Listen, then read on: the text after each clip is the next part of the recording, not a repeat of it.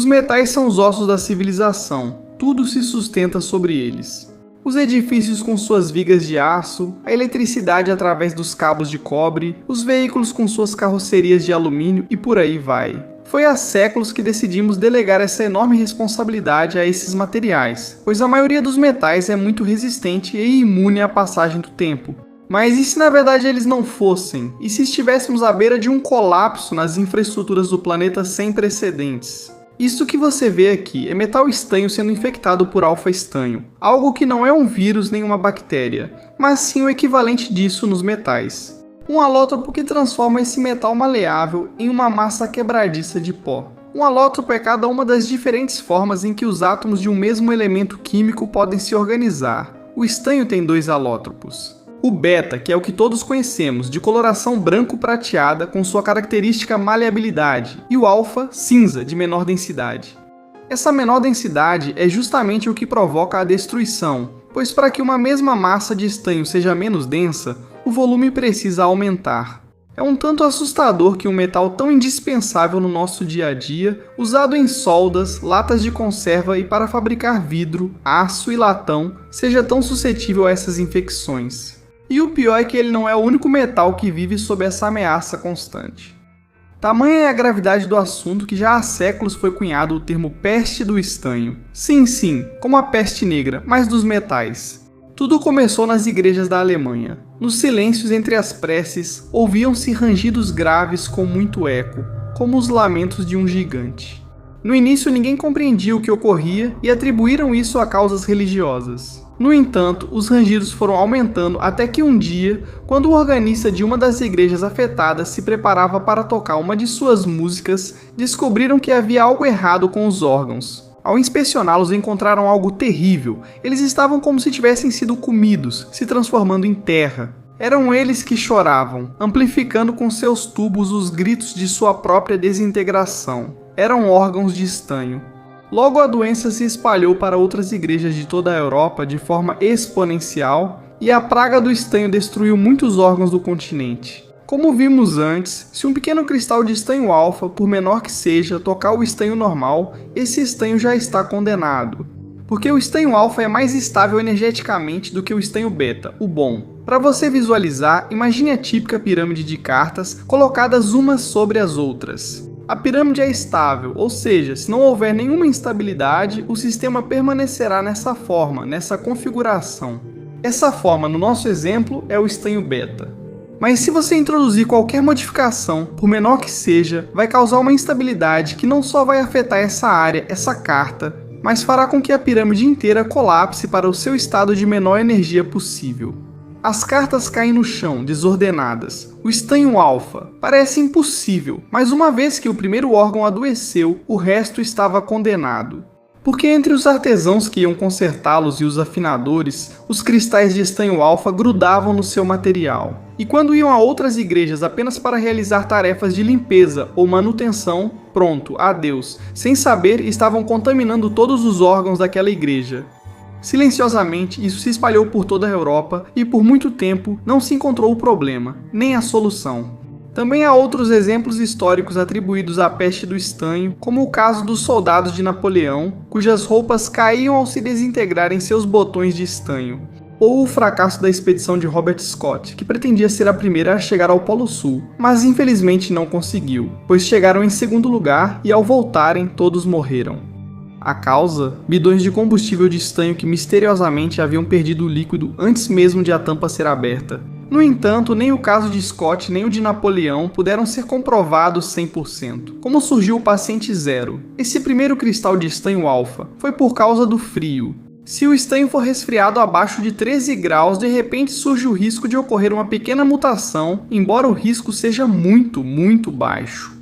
Mas se a temperatura chegar a menos 35 graus, aí o risco de mutação aumenta muito. Embora isso seja coisa do passado, com o tempo descobrimos que adicionar pequenas impurezas de bismuto, chumbo ou prata protege o estanho. Então, hoje em dia, o risco é mínimo para o estanho, porque há outros metais que estão em situação muito pior. Posso te apresentar o meu elemento químico favorito, o gálio. É o meu favorito porque tem um brilho prateado muito bonito, mas principalmente porque seu ponto de fusão é de 30 graus Celsius, quase idêntico à sua temperatura corporal.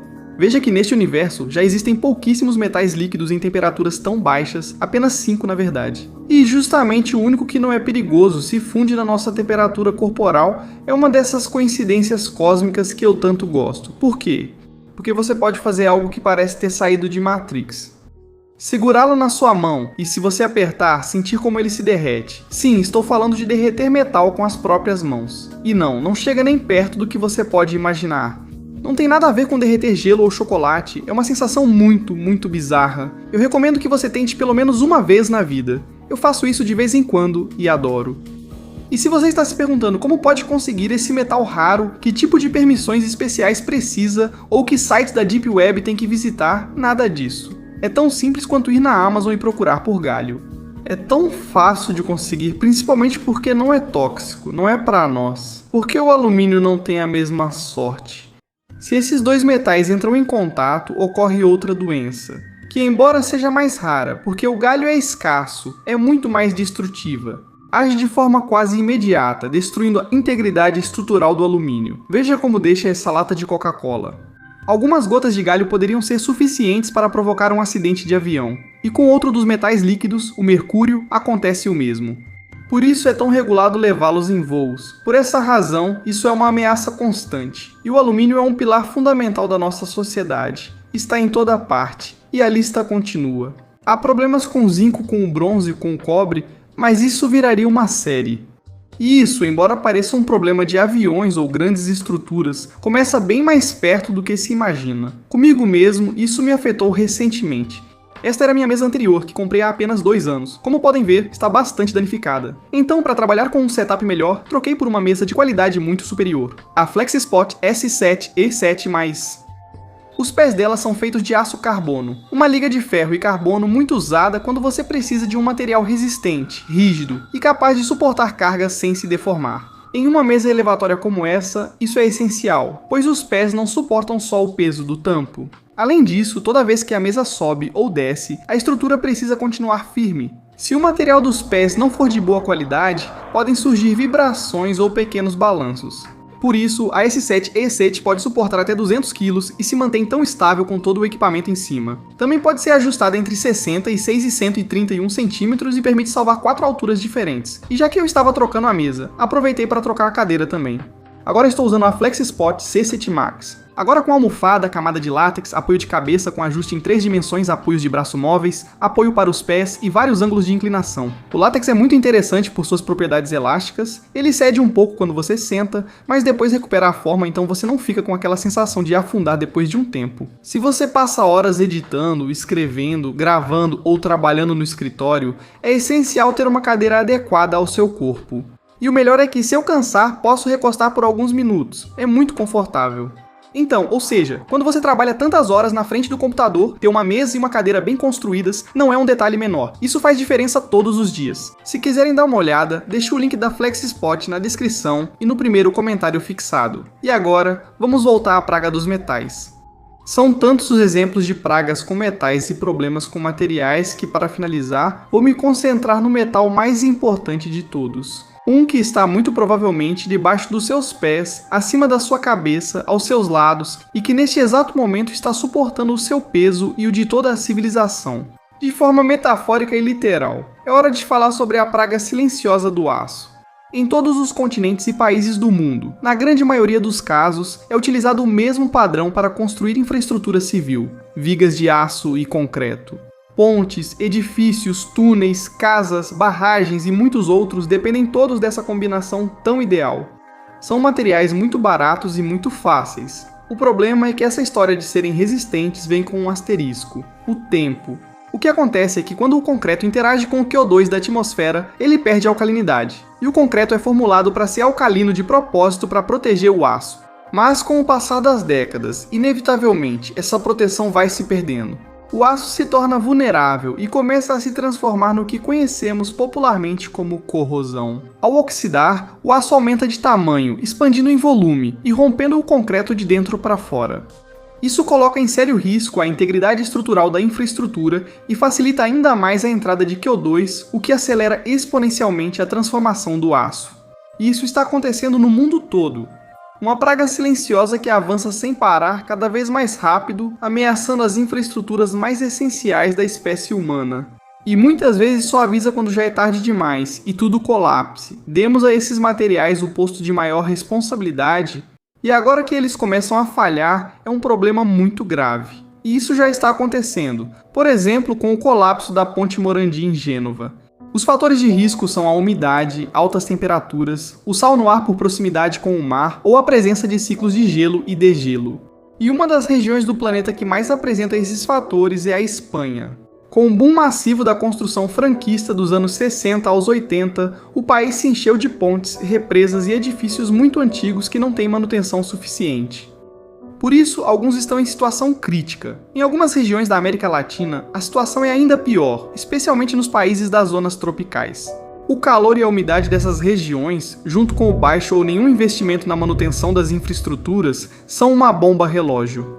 Estou falando da Colômbia, Costa Rica, Venezuela, México, etc. E às vezes só aviso quando já é tarde demais e tudo colapse. A solução? Bem, existe a proteção catódica, os encamisamentos, os inibidores. São técnicas que retardam a corrosão e prolongam a vida da estrutura. Mas atenção, retardam, não curam. O desgaste segue silencioso e cada remendo só serve para ganhar tempo. Mais cedo ou mais tarde, a única solução real é demolir as infraestruturas e reconstruí-las com as novas técnicas que permitem isolamentos do aço muito mais eficazes. Mas acontece que renovar toda a infraestrutura de um país inteiro em poucos anos é uma tarefa difícil e cara. Mas enfim, vamos confiar que os políticos vão olhar além dos seus mandatos, pensar a longo prazo e fazer bem o seu trabalho. Antes de me despedir, quero te revelar algo realmente fascinante. Acontece que as pragas não se limitam aos metais. Elas podem afetar todas as substâncias sólidas com estruturas cristalinas, entre as quais estão, por exemplo, os medicamentos. Sim, os medicamentos. Sendo o caso mais espetacular de todos, o do Ritonavir, um medicamento usado na terapia de pessoas com AIDS. Há algumas décadas era produzido em massa nos Estados Unidos e fazia muito sucesso. Mas em 1998, assim como com o estanho alfa e beta, apareceu um polimorfo de menor energia. Polimorfo é o equivalente de alotropo em substâncias com vários elementos químicos, que transformou todo o medicamento da fábrica em sua fase maligna. A fase maligna é chamada assim porque não podia ser absorvida pelos intestinos humanos, então era inútil.